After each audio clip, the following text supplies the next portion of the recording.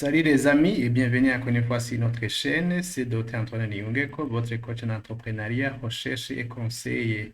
Dans cette vidéo, je vais vous présenter un outil de gestion de la comptabilité, un outil qui va vous permettre justement de dépasser l'étape de saisie et pour arriver à l'étape d'analyse et de générer l'information, bien recueillir ou bien traiter ou obtenir une information dans les opérations comptables qui ont été enregistrées. Donc, c'est un outil que nous avons conçu et ça fait partie d'ailleurs d'une formation qu'on va organiser prochainement en rapport avec la gestion comptable où vous allez avoir tous ces outils à votre disposition pour pouvoir les utiliser.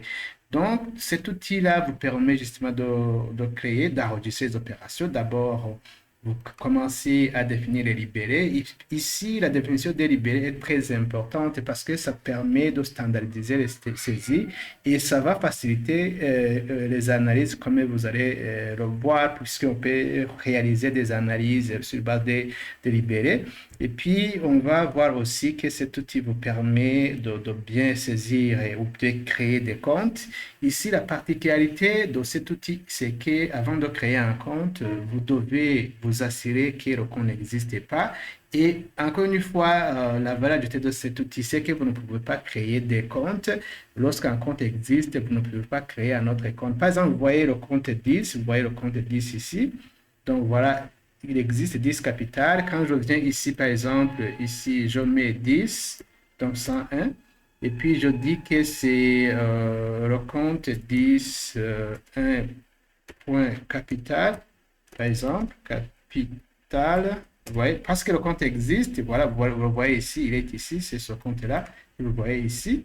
Donc, quand je tente de le créer, normalement, il ne sera pas créé. Vous voyez le message, ce compte existe déjà, merci de créer un autre compte. Donc, vous voyez que vous ne pouvez pas créer des comptes quand vous voulez créer un compte qui n'existe pas. Ça, c'est un avantage de cet outil parce qu'il est doté d'un système de vérification très poussé. Autre chose, vous allez tenir la comptabilité, vous allez enregistrer les opérations comptables. Ici, je vous ai déjà montré, ou bien je peux vous montrer comment vous pouvez, par exemple, enregistrer une opération. Ici, vous allez commencer à mettre la date, pour simplifier, mettre la date d'aujourd'hui, et puis vous allez choisir juste le journal que vous allez utiliser. Supposons par exemple que c'est la banque, plutôt une vente. Je vais choisir le journal de vente, et puis je vais par exemple, donner une facture que c'est la facture numéro 12. Ici, je vais juste sélectionner le compte que je vais utiliser. Donc, vous voyez que c'est quand je tape juste 41, tous les comptes commençant par 41 vont se présenter. Ici, je peux par exemple prendre celui-ci. Et puis, je vais choisir le compte qui sera crédité, par exemple, 71 51. Donc, c'est un compte de produit. Et puis, je vais mentionner que c'est la facturation du client. Facturation du client. Voilà, ça sera le même libellé facturation, facturation du client. Et puis, on va aussi montrer le montant au débit et au crédit. Donc, prenons par exemple 2500. Aussi, c'est un outil aussi qui est doté d'un système de contrôle de telle sorte que lorsque l'opération n'est pas équilibrée, elle ne peut pas être enregistrée. Si par exemple, je mets 20 000, vous voyez, quand je mets par exemple ici 2000, vous voyez déjà qu'il y a un clignotant qui vous dit que le débit et le crédit n'est pas, les deux ne sont pas égaux. Et on montre aussi la différence. Si je tente d'enregistrer, je fais ici, vous voyez, enregistrer. Si je viens ici enregistrer, vous allez voir, vous voyez, l'enregistrement peut être réalisé parce que le montant au débit et au crédit, ces montants ne sont pas égaux. Donc ici, l'opération sera enregistrée uniquement lorsque elle est équilibrée. Donc voilà. Donc vous voyez que dès la création des comptes, et aussi au niveau de l'enregistrement des opérations comptables, vous voyez qu'il y a un système de contrôle qui vous permet d'éviter les erreurs. Ici, alors, l'opération peut être enregistrée. Voilà. Et puis, ici, vous avez le journal. Ça, il y a quelques opérations qui ont été enregistrées. Vous pouvez voir l'opération qui vient d'être enregistrée ici en bas. Donc, ici, quand je viens ici, je peux voir l'opération. Donc, en descendant comme ça, je peux voir l'opération que je viens d'enregistrer. C'est celui-ci, vous voyez, c'est ça l'opération que je viens d'enregistrer. Vous la voyez ici, voilà. Et puis, autre chose, vous pouvez voir déterminer les soldes. Ici, normalement, les soldes ont été automatisés, donc les soldes sont calculés d'une façon automatique. Quand je fasse, par exemple, vous voyez, j'efface tout, vous voyez tout, je vais effacer. Quand je clique ici, effacer, regardez, quand je fais effacer, vous voyez, il n'y a rien. Mais quand je fais calculer, vous voyez que les soldes sont calculés d'une façon automatique. Donc, tous les soldes sont calculés d'une façon automatique. Donc, vous voyez qu'on a essayé d'automatiser les choses pour permettre aux analystes et aux comptables, aux financiers de pouvoir gagner du temps lors de l'analyse, bien lors de traitement, de production des rapports financiers. Donc, vous voyez que tout a été calculé d'une façon automatique. Ici, on peut calculer justement la somme. Quand je fais la fonction, bien quand je copie ici, je pense que c'est la fonction somme. Voilà, c'est la fonction somme. Je peux copier comme ça. Je peux mettre ici comme ça. Donc, voilà. Voilà, vous avez tous les soldes. Vous voyez que le montant au total débit est égal au total crédit. Et vous voyez aussi au niveau des soldes, le total au débit et au crédit. Vous voyez que les totaux sont égaux. Donc, ça, c'est ce que je peux dire, c'est la balance. Donc, la balance, et quand vous avez la balance, vous voyez, vous avez le bilan, parce que le bilan reprend juste les soldes de la balance en classant, en faisant un classement au débit et au crédit pour chaque, c'est le compte du passif de l'actif. Et puis, autre chose, ici, avec cette balance, on a intérêt à un outil de gestion qui vous permet de suivre l'évolution de chaque compte, ou bien, oui, l'évolution de chaque compte, mais en fonction d'une date bien précise. Quand nous sommes ici, vous voyez, ça c'est la balance générale, mais quand nous venons ici, nous pouvons individualiser justement, individualiser la date ou bien déterminer une période pour laquelle nous souhaitons analyser. Donc, quand vous voyez, vous venez ici, vous voyez que normalement c'est la même chose. Voilà, quand je fais comme ça, normalement, vous voyez que c'est... Donc, je vais actualiser ici. Je vais actualiser pour que ça soit actualisé tout. Voilà. Les soldes se calculent. Vous voyez, ça se calcule. Quand voilà, c'est terminé. Et vous voyez que nous avons la même chose cette fois-ci. Donc, vous voyez que c'est la même chose. Quand je prends ça moins ça, vous voyez que c'est la même chose. Vous voyez, quand je fais entrer, voilà, donc vous voyez qu'il n'y a pas de différence. Alors, la seule différence réside où? C'est que ici, quand je change de date, les soldes que nous avons ici, vous voyez, ça c'était le solde, c'est le même que celui-ci. Vous voyez, c'est la même sorte. Mais quand je viens ici, je change de période. Par exemple, ceux qui produisent des bilans trimestriels, bien des bilans, disons, semestriels. Avec ça, il suffit juste de montrer la date et vous avez tous les soldes. Quand je fais, vous voyez qu'ici, c'est du 1er janvier au 2026 au 30 décembre 2026. Mais si je mets ici au 30, par exemple, mars, je viens ici, je change de date, et puis je fais calculer les soldes. Donc, normalement, ces soldes-là vont changer automatiquement. Voilà. Vous voyez que les soldes sont en train d'être actualisés pour tenir compte de la date que j'ai indiquée en haut. Et vous allez voir ici, ici vous voyez qu'il y a une différence parce que avant dans le solde global, on a 3 227 080, alors que ici, ce qu'on vient de calculer au 30, voilà, au 30 mars, vous voyez que nous avons juste ça, 50 060. Quand, par exemple, on me dit de produire l'état semestriel, il suffit juste de changer ici, vous voyez, je mets juste ici 6 au 30.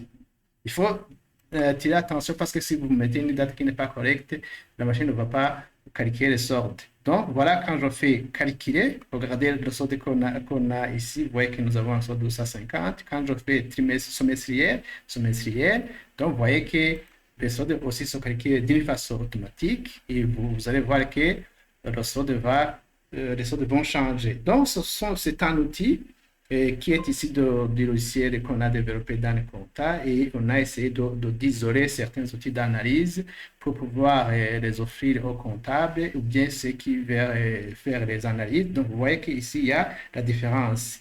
C'est la même chose au niveau de la trésorerie. Quand vous voulez suivre votre trésorerie, ici, nous avons les entrées au niveau des banques, les entrées et les sorties, voilà. Nous avons les entrées en termes d'augmentation de capital, en termes d'encaissement sur les sessions, etc. Toujours quand on a une vie globale, ça ne vous permet pas de suivre.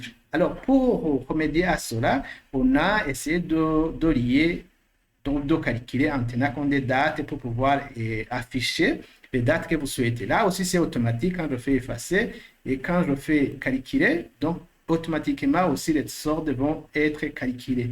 Donc, les soldes vous voyez que les soldes ont été calculés. Voilà. Vous voyez que c'est automatique. Mais ça, c'est les soldes d'une façon générale. Les entrées et les sorties. Pardon, les entrées et les sorties. Mais si vous voulez suivre une période spécifique, il suffit de venir ici. Vous voyez ici, quand je fais la somme, ça c'est la somme, comme vous le voyez, c'est la fonction somme de tout ça. Quand je viens ici, quand je fais somme, vous allez voir que nous avons la même chose, mais la particularité justement va résider au niveau de l'analyse, parce que nous pouvons dire, voilà, qu'est-ce qu'on a généré de telle période à telle autre période, puisque c'est vraiment un outil de gestion. Donc, ceux qui vont participer dans la formation vont apprendre tout ça. Vous voyez que ici, je peux copier la formule vers à droite. Donc, vous voyez que quand j'amène le montant, ces deux montants, si je les copie juste pour coller juste les valeurs, vous allez voir que nous avons la même chose. Voilà. Si je vais coller juste les valeurs, coller les valeurs, donc vous voyez que ici, quand je fais la différence, voilà, quand je fais la différence entre ça et ça, vous allez voir qu'il n'y a pas de différence. Vous voyez, il n'y a pas de différence ici. Mais la différence va exister lorsque je vais faire un suivi pour une période bien spécifique. Donc, vous voyez que quand je fais la différence, il n'y a pas de différence. Mais quand je change ici aussi, je peux changer juste les dates. Quand je fais, par exemple, du 1er janvier 2026 au 30, disons, au 30 mars, par exemple, au 30 mars, vous allez voir que les soldes vont changer. Donc, ce qui fait que c'est un outil vraiment pour les analystes, pour les analystes de gestion ou bien les contrôles de gestion. Vous voyez que c'est un outil important. Donc, quand je fais calculer, donc vous allez voir que les soldes vont changer. Vous voyez que ça se calcule automatiquement. Donc, vous voyez, finalement, qu'est-ce qu'on a comme entrée et sortie? Parce qu'ici, en fait, ce sont les entrées. Ici, ce sont les sorties. Donc, vous voyez qu'on peut voir ce qu'on a fait entrer à l'entreprise au cours d'une période bien déterminée. Ici, vous voyez que cette fois-ci, il y a la différence. Parce que le solde global, c'est justement, c'était ici. Donc, c'est son montant. Mais quand, ouais, c'est ça que j'ai copié en fait, c'est ça. Mais quand je change de période, vous voyez que directement, ça a changé. Si je reviens au 31 décembre, par exemple, ici, je remets le 31 décembre. Ici, je peux mettre, par exemple, juin. Voilà. Quand je fais calculer d'une façon automatique, vous allez voir que les choses vont se calculer d'une façon automatique et aussi la situation va changer. Regardez, quand je mets au 30, voilà, au 30 juin, vous voyez que la situation va changer. C'est 319, 310. Ici, c'est 39, 170. Et aussi, si je reviens, je change la date, je mets au 31 12, on va avoir la même situation. Donc, voilà, quand je remets 31 12 ici, vous allez voir qu'on va cette fois-ci avoir les mêmes soldes. Voilà. Quand je calcule, je vais calculer. Donc, vous allez voir que nous allons avoir les mêmes soldes que les soldes de l'autre côté. Donc, voilà. Voilà. Vous voyez que cette fois-ci, nous avons les mêmes soldes. Ce qui veut dire que c'est un véritable outil de suivi et c'est un véritable outil de gestion parce que vous pouvez voir ce qui entre pour une période bien précise et vous pouvez aussi voir ou bien établir le bilan ou les états financiers à une date bien précise. Donc, ça fait partie d'une formation qui sera réalisée ou bien qui peut être réalisée sur demande, ou bien vous pouvez juste avoir ces outils et avoir des explications sur comment utiliser ces outils.